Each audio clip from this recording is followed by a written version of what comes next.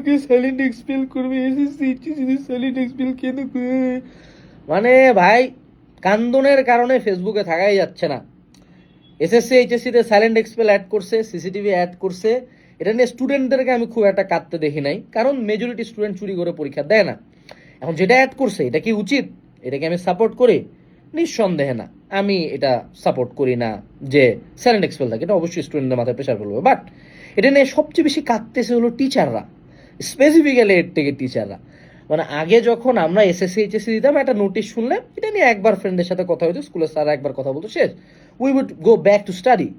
But এখন মনে করে এর থেকে কিছু কান্দুরা মানুষজন আছে, হে ভাই রে মুখ এক্সপেল করে দিবি, হাই রে আল্লাহ কান্দন। আর এই দেখে কিছু স্টুডেন্টও পাগল হয়ে গেছে, ওরে আল্লাহ হ্যাঁ ভাই কান্দন, মানে দুই ভাই দুজনকে জড়ায় জড়ায় কান্দাকাটি করতেছে অনলাইনে। ভাই এটা বাংলাদেশ, এটাতে এই দেশে তুমি ভিকটিম মেন্টালিটি যদি রাখো, যদি তোমার ভাবো যে তুমি কান্দে কাটে দয়া পাবা, তাহলে তুমি কি বোকার স্বর্গে আছো তুমি জানো না। তোমাকে এই দেশ লাথি মারে, জুতা মারে, মাইরে ফেলাই দিবে যদি তুমি মুখ দিয়ে আওয়াজ না করো, নিজের জন্য না দাঁড়াও, কিছু হবে না। এখন কথা হলো দেখো, এই যে ফেসবুকে যে কান্দাকাটি করতেছো, সাইলেন্ট এক্সপেল অ্যাড করছে, তোমাকে একটা টুইস্টের খবর বলি, বাংলাদেশের প্রত্যেকটা ভর্তি পরীক্ষায় সাইলেন্ট এক্সপেল আছে, তুমি এটা জানো? কুয়েট ঢাবি রাবি মেডিকেল যাবি যা আছে যত জায়গা দেখতে পাচ্ছ তুমি, প্রত্যেকটা ভর্তি পরীক্ষায় সাইলেন্ট এক্সপেল একদম একটা অলিখিত রুল, এবং অসংখ্য মানুষ হয়। তাহলে কি কেউ ভর্তি পরীক্ষার আগে কান্দে রে? কেউ কি ভর্তি পরীক্ষা দেওয়া অফ রাখছে এটার জন্য? যারা ভালো স্টুডেন্ট তারা কি তারপরে চান্স পাচ্ছে না? কথা হলো সাইলেন্ট এক্সপেলটা কার জন্য, এটা আগে বুঝতে হবে। তুমি যদি কে চুরি করে নেয় একটু একটু দেখে কে লেখে না, আমি লিখি নাই অবশ্যই, আমি এক রোল আমি ফার্স্ট হয়েছি তা দেখি, আমিও দুয়ের কোন নাকি লাস্টের 5 মিনিটে যে 2-4টা কথা যে কেউ বলছে কোনো সমস্যা সেটা না, এটাতে কোনো সারও ওভাবে ধরে না। কিন্তু কিছু মানুষজন আছে তুমি দেখবা, এরা পুরা পরীক্ষার হলটা এমন সাইড পুরাটা ঘুরে দেয়। অনেকে আছে খাতা লেনদেন করে, অনেকে পকেটে চিরুক টানে, অনেকে লিটারালি বাথরুমে বই লুকায় রাখে আসে নিজের চোখে দেখা, ঠিক আছে? অনেকে দল বাঁধে বাঁধে বাথরুমে যায় গল্প করে, ঠিক আছে? অনেকে স্যার 2-3বার ওয়ার্নিং দেওয়ার পরও দেখা দেখি করে লেখে। তো এই যে যারা এই স্টুডেন্টগুলো যারা অ্যাকচুয়ালি যদি সাইলেন্ট এক্সপেল নাও থাকতো অ্যাকচুয়ালি এক্সপেল খায় অ্যাকচুয়ালি। এবং এমনও মানুষজন আমরা দেখছি যে মনে করো ম্যাজিস্ট্রেট আসছে রে ভাই, ম্যাজিস্ট্রেট আসার আগে কিন্তু স্যারেরা ঘোষণা দেয় যে ম্যাজিস্ট্রেট আসতেছে, ম্যাজিস্ট্রেট আসার পরে দেখা লিখতেছে। এমনও মানুষ দেখছি সিট থেকে উঠে যায় দেখা দেখি করতেছে। তো এইসব মানুষজনের জন্য সাইলেন্ট হোক লাউড হোক নোটিশ দিয়ে হোক এক্সপেল হবে। প্রতি বছর প্রত্যেকটা সেন্টার থেকে প্রত্যেকটা ব্যাচের জন্য 1 থেকে 2 জন এক্সপেল খাই। এটা এই রুলস থাকুক না থাকুক খাবেই। কারা খায়? যারা হলে এক্সট্রিমে চলে যায়। তুমি হইলা ছিচকাচর যে একটু একটু যদি লাস্ট 1 মিনিট একটু কথা বলতাম, কথাটা প্রতিবারই বলছি, এটাকে লাস্ট 5 মিনিট 10 মিনিট যে ভাই খাতা নিলেও নেই। স্যারেরা কখন ধরে তোমাকে? স্যারেরা কার খাতাটা নেয়? যে বারবার দেখে লিখতেই আছে বারবার ওয়ার্নিং দেওয়ার পর। তারপর আরেকটা ব্যাপার, বেসিক হিউম্যান সাইকোলজি, তুমি দেখতে পাচ্ছ সেন্টারে রুমে যে স্যারটা সে খুব টেরা খুব কড়া, প্রথম থেকে তুমি দেখতে পাচ্ছ, অবভিয়াসলি তার সামনে এইটুকুও দেখা যাবে না। আর তোমার মেন্টালিটি যদি এটা থাকে যে আমি চুরি করে পাশ করব, তাইলে মামা লাল সালাম তোমার প্রতি। তুমি এইচএসসি পার করে যেতে পারো, অ্যাডমিশনে কি করবে? অ্যাডমিশনে চুরি করবা? তোমার মনে হয় যে বুয়েটের কোনো স্যারের ঠেকা পড়ছে রে মামা, তুমি পিছন দিকে ঘোরাঘুরি করবা, সে লোক আসে তোমাকে জিজ্ঞেসও করবে, সুন্দর মতো খাতাটা নিয়ে ডাস্টবিনে ফেলা দিবে, চেকও করবে না, ওই বিশেষ চিহ্ন তোমার খাতায় দিতে হবে, খাতা কাটবই না আমি।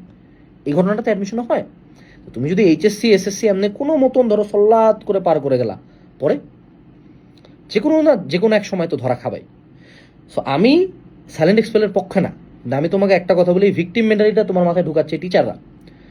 তুমি কি আচ্ছা সত্য কথা বলো তো ম্যান, তুমি কি চুরি করে পাশ করার প্ল্যান করছিলা? তা তো আমরা কেউই করি না। আমি জানি 99% স্টুডেন্ট, সব 99% স্টুডেন্ট নিজেরা পড়ে এক্সাম দেয়, তো তুমি ভয় পাচ্ছ কেন? এখন আমি বলি শোনো, তুমি কি জানো যে মানুষকে স্ক্যাম করলে তোমার জেল হইতে পারে? তুমি কি জানো খুন করলে তোমার জেল হবে? তুমি কি জানো ধর্ষণ করলে তোমার ফাঁসি হইতে পারে? কেন দিবে ফাঁসি? খুন করলে কেন জেল হবে? আর তুমি ভয় পাচ্ছ কেন? তুমি চুরি করো, তুমি জানো ছিনতাই করলে জেল হবে, তুমি ছিনতাই করো, তুমি তো এই পাপটা করো না, পাপের জন্য শাস্তি আছে, তুমি ভয় পাচ্ছ কেন?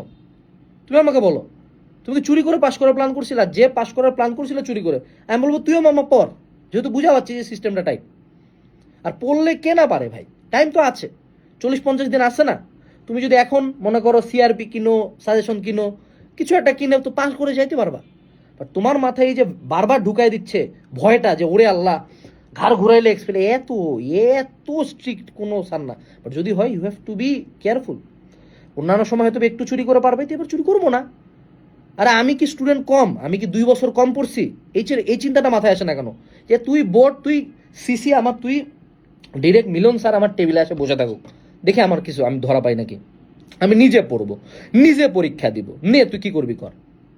কিন্তু না, প্রতিবার এইটা নিয়ে তোমাকে ভয়টা ধরা দিচ্ছে। আরেকটা বিষয় তোমাকে খেয়াল করাই দিই, আমরা যখন ছোটবেলায় এসএসসি পরীক্ষা দিচ্ছিলাম, দিনাজপুর জেলা স্কুলের কিছু গার্ডিয়ান আমাদের গার্লস স্কুলে গার্ড কেন কঠিন দেয়, এই জন্য আমাদের সেন্টারটা চেঞ্জ করে নিয়ে গেল দিনাজপুর হাই স্কুলে। ওই বছর আমার ওই সেন্টার থেকে আমার 2টা বন্ধু এক্সপেল খাইছিল, যেটা নর্মালি গার্লস স্কুলে পরীক্ষা দিলে জেলা স্কুল থেকে কেউ কখনো এক্সপেল খাইতো না। সো গার্ড, যখন তুমি চুরি করার পারমিশন নিতে যাবা শিক্ষা অফিসারের কাছ থেকে, স্বাভাবিকভাবে শিক্ষা অফিসার খাটটা ঝাড়ে দিবে, যারে ভাই তুই দিনাজপুর জেলা school, best school of the district, তুমি ভাইয়া গার্ড চাও হালকা, এটা কেমন ধরনের কথা? সো বাবারা সাবধান, সাইলেন্ট এক্সপেল না হোক, এটাই চাই, এটাও কাম্য। এটা যদি মন্ত্রণালয়ের কেউ দেখে থাকেন স্যার, এটা করিয়েন না। কিন্তু তোমরা যারা স্টুডেন্ট আছো, মাথার মধ্যে হুদাই একটা ভয় ঢুকাই দিচ্ছে। এখন তোমার ভয় হওয়া উচিত একটা, যে কেমনে পড়বা, কেমনে পাস করবা। বাকি কোনো কিছু তোমার কনসার্ন হওয়া উচিত না। বাকি কোনো কিছু তোমার কন্ট্রোলে নাই, না রুটিন তোমার কন্ট্রোলে, না গার্ড তোমার কন্ট্রোলে। যে একটা জিনিস তোমার কন্ট্রোলে আছে, সেটা হলো তোমার পড়াশোনা। তুমি কতটুক পড়বা, কতটুক পড়তেছো, কতটুক প্র্যাকটিস করছো, কি পড়তেছো কি না পড়তেছো। সো পড়ো। ফেসবুকটা অফ করো, আমি আবারও বলতেছি ফেসবুকটা অফ করো। আমাদের কোর্স আমি কেন বারবার প্রমোট করি? আমার অ্যাপে ক্লাস করা যাবে, আমার ফেসবুকে ঢুকারই লাগবে না জীবনে। ইভেন তুমি এই ভিডিও দেখার পরে ফেসবুকটা অফ করে চলে যাও, আর আসিও না বাবা, আমারও দেখিও না, কোনো দরকারই নেই, কোনো যৌক্তিকতা না। আমরা এখন লাস্টের দিকে আসি, কিছু চেঞ্জ করতে পারবো না, শুধু তুমি চেঞ্জ করতে পারবো তোমার ভাগ্যটা পড়াশোনা করে। সালামু আলাইকুম, টাটা।